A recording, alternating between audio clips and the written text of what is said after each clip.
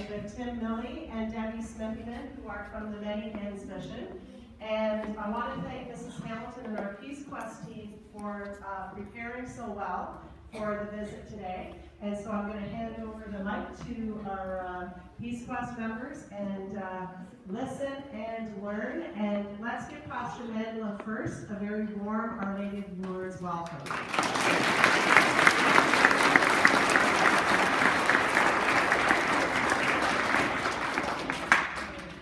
Good morning, everyone.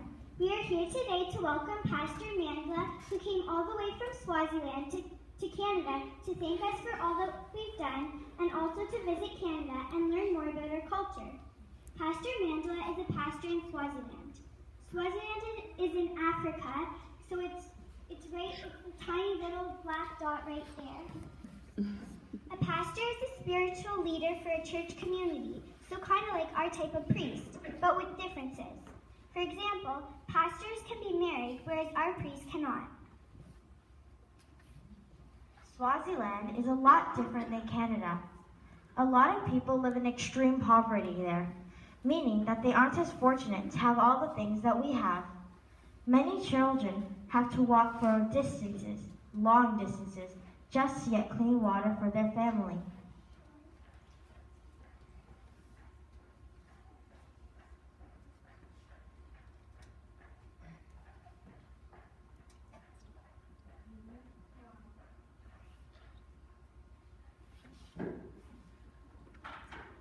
They also don't have any shoes to protect their feet from the rough surfaces in the area.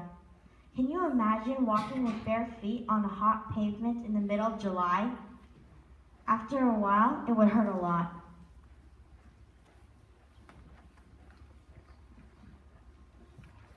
This is why we have been helping them out.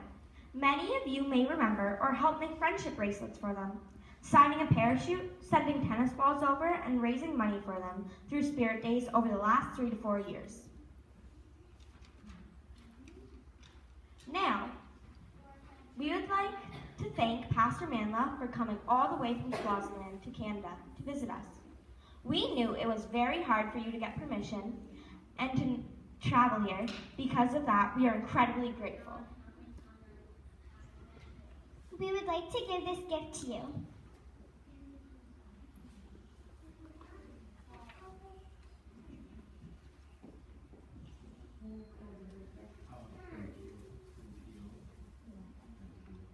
We didn't wrap it because we know that you don't wrap them in Swaziland.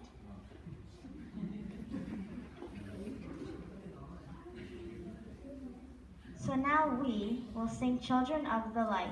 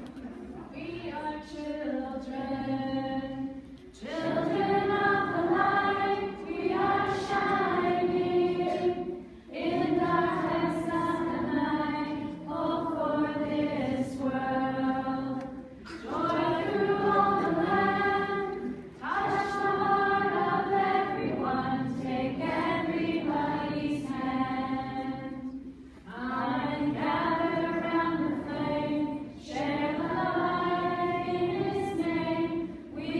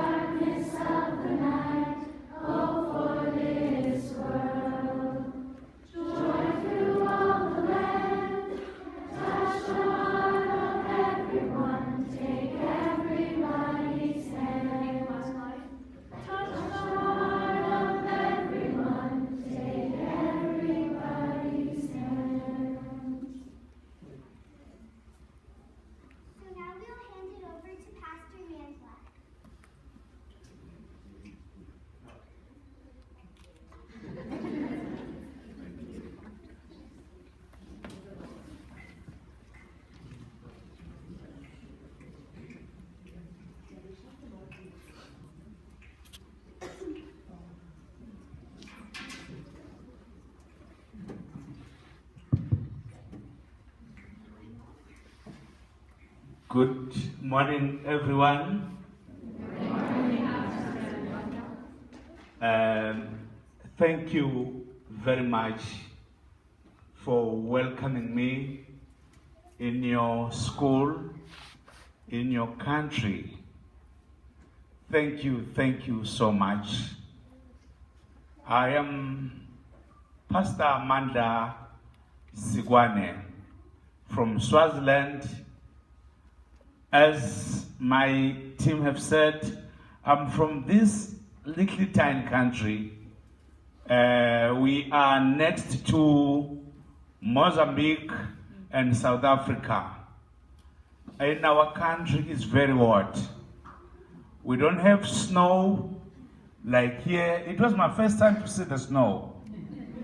So I was surprised to see that you live in a deep freezer. So I will tell my people back home that people of Canada in January, February, March, they live in a deep freezer. So thank you very much for welcoming us. I will tell you a little bit about my story when I was a young kid. I grew up with my grandmother's side, my mother's side. I didn't know my father. And when I was 14 years, things were not right. Sometimes we'll go to bed with no food.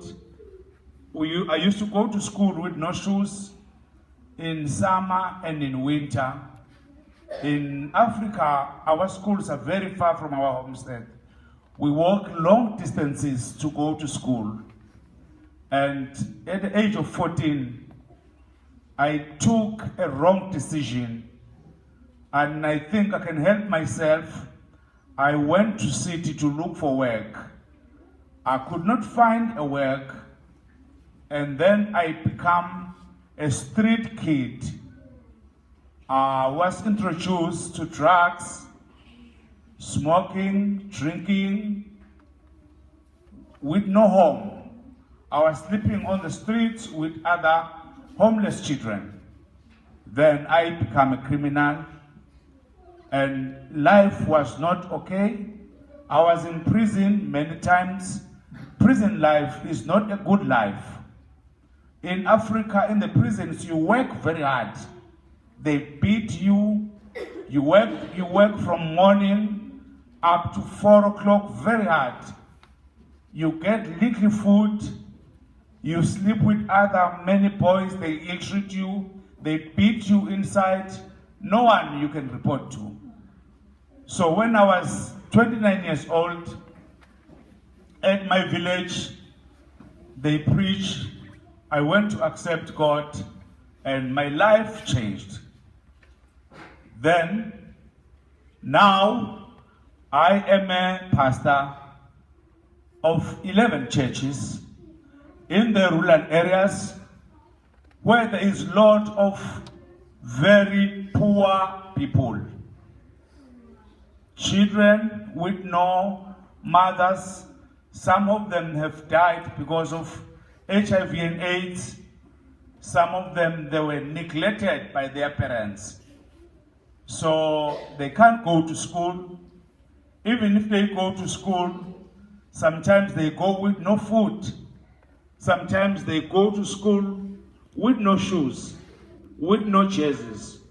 When it's cold, they only have just one uniform. And they don't have shoes, they don't have underwears, they don't have socks, they don't have jerseys. That is the situation back home where we come from. And we want to thank you for all the work you have done, fundraising for our children back home. At least now, they have 2 meals a day. They eat, we cook for them. They go to class at 8 o'clock. The small ones, they knock off. They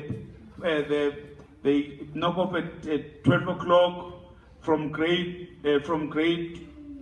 3, 4, 5, 6, they knock off at 2 o'clock. At least they have a meal to eat. And Now, our old people, they have gardens to plow so that they can eat. And water is a problem in Africa. We don't have much water. We don't have lakes like you here. We have dams and small rivers. And in those rivers, we share the water with the cows and goats, and it's not clean water. So many times, people have died because of drinking that water. It causes them the disease called diarrhea. And many of small children, when they come back from school when it's hot, they stop by the river and drink the water and get sick because there is no clean water. And it's very bad not to have water. So I want to say thank you. We thank your country. We thank your school for supporting us in Swaziland to help us to get water. And I remember, I think 4 years ago, we have some jerseys that were donated by some people from Canada and clothes. We gave them to our children. They have something to wear. They have some pants, jerseys, and they were so happy. I want to tell you that they are so happy when they think they see your badge, Canada. They are happy because they know Canada has helped them a lot with the church from Pastor Tim and Auntie Debbie. She used to go regularly to Africa in Swaziland. Now they know her.